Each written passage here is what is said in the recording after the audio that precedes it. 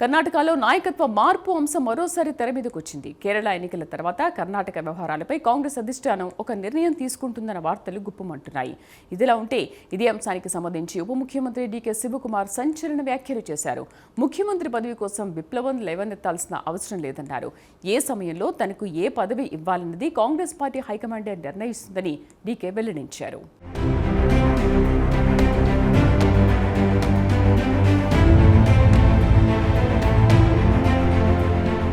కర్ణాటకలో నాయకత్వ మార్పు అంశం తరచూ వార్తల్లోకి వస్తుంటుంది. అయితే ఇదే అంశంపై కాంగ్రెస్ పార్టీ అధిష్టానం ఇప్పటి వరకు ఎటువంటి నిర్ణయం తీసుకోలేదు.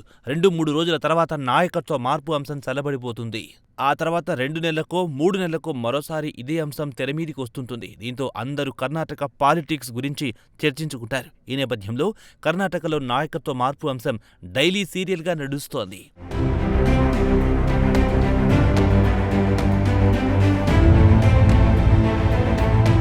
కాగా తాజాగా మరోసారి ఇదే అంశం తెరమీదికొచ్చింది. కాంగ్రెస్ అధ్యక్షుడు మల్లికార్జున ఖర్గే, కాంగ్రెస్ అగ్రనేత Rahul Gandhi, AICC general secretary KC వేణుగోపాల్తో పాటు పార్టీ అధిష్టానం కూడా కర్ణాటకలో నాయకత్వ మార్పు అంశంపై చర్చించినట్లు బెంగళూరు పొలిటికల్ సర్కిల్స్లో వార్తలు గుప్పుమంటున్నాయి. అయితే ఇందుకు సంబంధించి ఉప ముఖ్యమంత్రి డీకే శివకుమార్ స్పందించారు.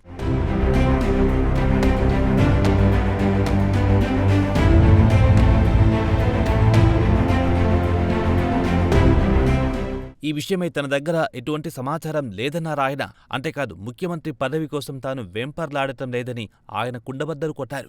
అయితే ముఖ్యమంత్రి పదవి కోసం విప్లవం లేవదీయాల్సిన అవసరం లేదని డీకే శివకుమార్ వెల్లడించారు.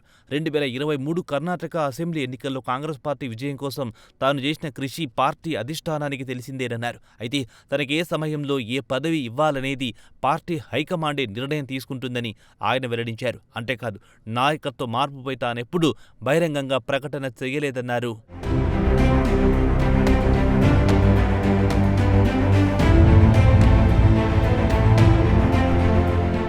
ముఖ్యమంత్రి పదవి ఖాళీ అయినప్పుడు వేరే నాయకుడికి తప్పకుండా అవకాశం లభిస్తుందన్నారు. అయితే ముఖ్యమంత్రి పదవి ఖాళీ కావాలని తాను కోరుకోలేదని డీకే శివకుమార్ వెల్లడించారు. అంతేకాదు తాను ప్రజా సమస్యలపై పోరాటం చేశారన్నారు. అంతేకాని పదవుల కోసం పోరాటాలు చేయలేదన్నారు. ఒక దశలో కాలమే అన్ని నిర్ణయిస్తుందని వేదాంత ధోరణిలో శివకుమార్ వ్యాఖ్యానించారు.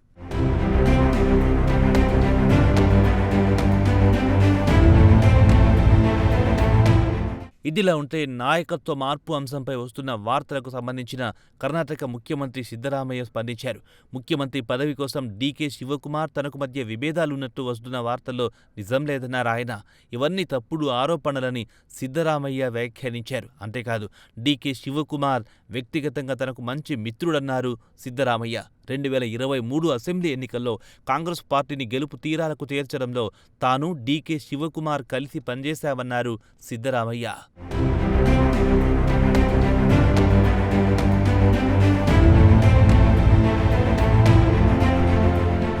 కాగా డీకే శివకుమార్కు మద్దతుగా ఉన్న కాంగ్రెస్ ఎమ్మెల్యేల ఫోన్లను ముఖ్యమంత్రి సిద్ధరామయ్య ట్యాపింగ్ చేయించినట్లు గతంలో ఆరోపణలొచ్చాయి. కర్ణాటకలో ప్రతిపక్ష నేత ఆర్ అశోక్ ఈ మేరకు ఘాటు ఆరోపణలు చేశారు. కాగా అశోక్ ఆరోపణలపై సిద్ధరామయ్య మండిపడ్డారు.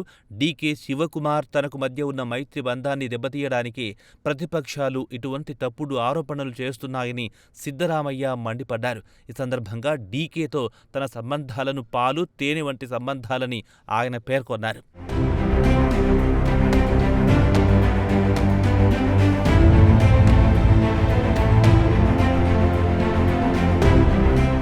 ఇదిలా ఉంటే 2023 కర్ణాటక అసెంబ్లీ ఎన్నికల్లో కాంగ్రెస్ పార్టీ విజయం సాధించిన తర్వాత ముఖ్యమంత్రి ఎవ్వరన్న ప్రశ్న తెరమీదికొచ్చింది. ఈ నేపథ్యంలో సిద్ధరామయ్య, డీకే శివకుమార్ల పేర్లు తెరమీదికొచ్చాయి. సిద్ధరామయ్యకు కాంగ్రెస్ శిబిరంలో సీనియర్ నాయకుడిగా గుర్తింపుంది. అయితే ప్రదేశ్ కాంగ్రెస్ కమిటీ అధ్యక్షుడిగా ముఖ్యమంత్రి పదవిని డీకే శివకుమార్ ఆశించారు. ఈ నేపథ్యంలో ఇదే అంశంపై ఒక ఒప్పందం కుదిరింది.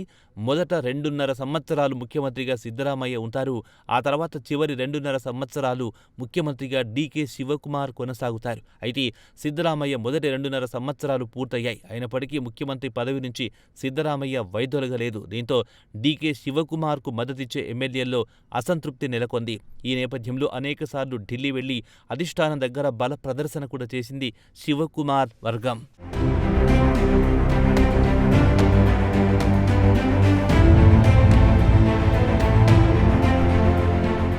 అంతేకాదు ఒక దశలో బెంగళూరులో విందు రాజకీయాలు కూడా జోరుగా సాగాయి. ఒకరోజు డీకే శివకుమార్ నివాసానికి బ్రేక్ఫాస్టుకు ముఖ్యమంత్రి సిద్ధరామయ్య వచ్చారు. ఆ తర్వాత సిద్ధరామయ్య నివాసానికి డీకే శివకుమార్ అల్పాహార విందుకు వెళ్లారు. అప్పట్లో కర్ణాటకలో ఈ అల్పాహార విందు రాజకీయాలే హాట్ టాపిక్గా మారాయి.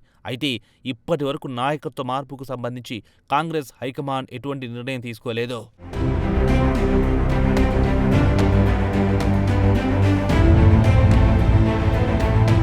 ఒకవేళ కేరళ ఎన్నికల తర్వాత కర్ణాటక అంశంపై కాంగ్రెస్ హైకమాండ్ నిర్ణయం తీసుకుంటుందన్న వార్తలు తాజా రాజకీయ వర్గాల్లో గుప్పుమంటున్నాయి.